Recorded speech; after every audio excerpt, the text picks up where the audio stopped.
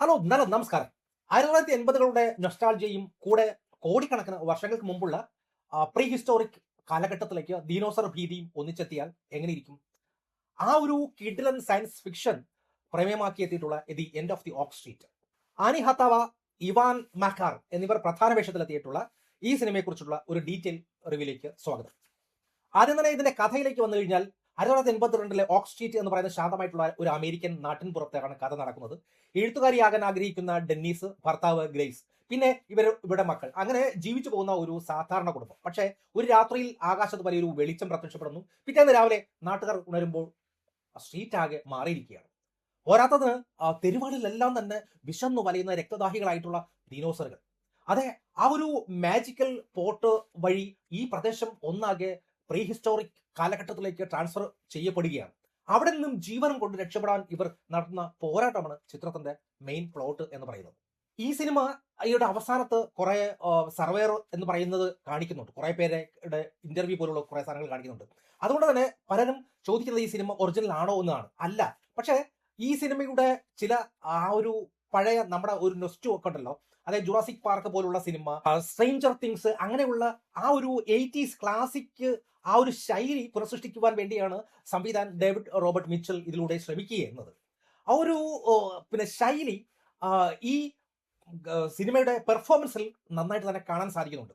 Annie ഹവാത്തയുടെ Dennis എന്ന് പറയുന്ന കഥാപാത്രം പൊളിച്ചടിക്കുക എന്ന് പറഞ്ഞാൽ പൊളിച്ചടിക്കുക. കുടുംബത്തിന്റെ ലീഡറായിട്ട് മുന്നിൽ നിന്ന് നയിക്കുന്ന അവരാണ്. അതേസമയം ഇവാൻ മാക്രൈന്റെ പ്രകടനം മികച്ചതാണെങ്കിൽ പോലും കഥാപാത്രത്തിന് തിരക്കഥയിൽ അല്പം പ്രാധാന്യം കുറഞ്ഞു പോയോ എന്ന് ഞാൻ സംശയിക്കുകയാണ്.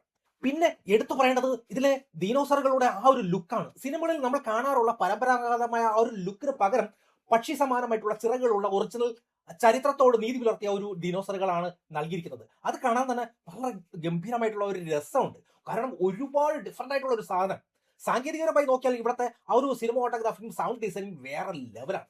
സൗണ്ട് എഫക്റ്റ് തിയേറ്ററിന്റെ ആ ഒരു ഹെഡ്ഫോണിലൊക്കെ വെച്ചാൽ കേട്ട് കഴിഞ്ഞാൽ പേടിച്ച് പണ്ടാറടങ്ങിപ്പോവും. ഇതിൽ ആ ഒരു ഫസ്റ്റിൽ ഒരു മിന്നൽ പോലത്തെ ഒരു സാധനം വരുന്ന സമയത്തെന്തോ എന്താണ് പുറത്ത് സംഭവിക്കുന്നതെന്ന് തിയേറ്ററിന്റെ ഭാഗമെല്ലാം ഇടിഞ്ഞു വീണോ എന്ന് പോലും സംശയിക്കുന്ന വിധത്തിൽ അത്രയും എഫക്റ്റ് ഉള്ള സൗണ്ട് ഡിസൈനിങ് ആണ് ചെയ്തു വെച്ചിരിക്കുന്നത്.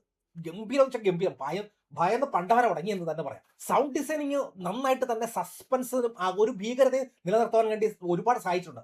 ആദ്യമേതിൽ ആ ഒരു ക്രാഫ്റ്റും കുടുംബത്തിനുള്ളിൽ ആ ഒരു ഡ്രാമയും ഭയവും ഒക്കെ പ്രേക്ഷകരിൽ എത്തിക്കുവാൻ വേണ്ടി അണിയറ പ്രവർത്തകർക്ക് നന്നായിട്ട് തന്നെ സാധിച്ചിട്ടുണ്ട് എന്നുള്ളതാണ് സത്യം. പക്ഷേ കുറച്ച് നെഗറ്റീവുകൾ പറയാതെ നമുക്ക് പോകാൻ കഴിയില്ല.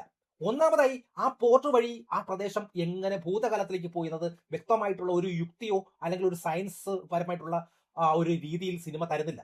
പിന്നെ VFXലെ ചില പ്രതീക്ഷിക്കാത്ത ചില സാധനങ്ങൾ അത്ര അങ്ങ് പോരാ എന്നുള്ളതാണ്. പിന്നെ A സർട്ടിഫിക്കറ്റ് കിട്ടാൻ വേണ്ടി മാത്രമായിട്ട് കുറെ ബ്ലഡ് ചിന്തുന്ന കുറെ പരിപാടികളുണ്ട്. അത് കുടുംബത്തോടൊപ്പം ഇരുന്ന്, പ്രത്യേകിച്ച് കുട്ടികളുമായിട്ടൊക്കെ ഇരുന്ന് കാണാൻ, പക്ഷെ കുട്ടികളൊക്കെ ഉള്ള ഒരു സിനിമയാണെങ്കിൽ പോലും പിള്ളേരുമായിട്ട് ഇരുന്ന് കാണാൻ പറ്റാത്ത ഒരു ലെവലിലേക്ക് അതിനെ മാറ്റി വെച്ചിട്ടുണ്ട്. മൊത്തത്തിൽ നോക്കിക്കഴിഞ്ഞാൽ യുക്തി അത്ര കാര്യമാക്കാതെ ആ ഒരു 80s ആ ഒരു നൊസ്റ്റാൾജിയയും ദിനോസറിന്റെ ആക്ഷൻ എൻജോയ് ചെയ്യുവാൻ ആഗ്രഹിക്കുന്നവർക്ക് the end of the oak street ഒരു നല്ല ഗംഭീരമായിട്ടുള്ള ഒരു വൺ ടൈം വാച്ചബിൾ ആയിട്ടുള്ള ഒരു എന്റർടൈനർ തന്നെയാണ്. നിങ്ങൾ ഈ സിനിമ കണ്ടിട്ടുണ്ടെങ്കിൽ നിങ്ങളുടെ അഭിപ്രായങ്ങൾ കമന്റ് ബോക്സിൽ രേഖപ്പെടുത്തൂ. താങ്ക്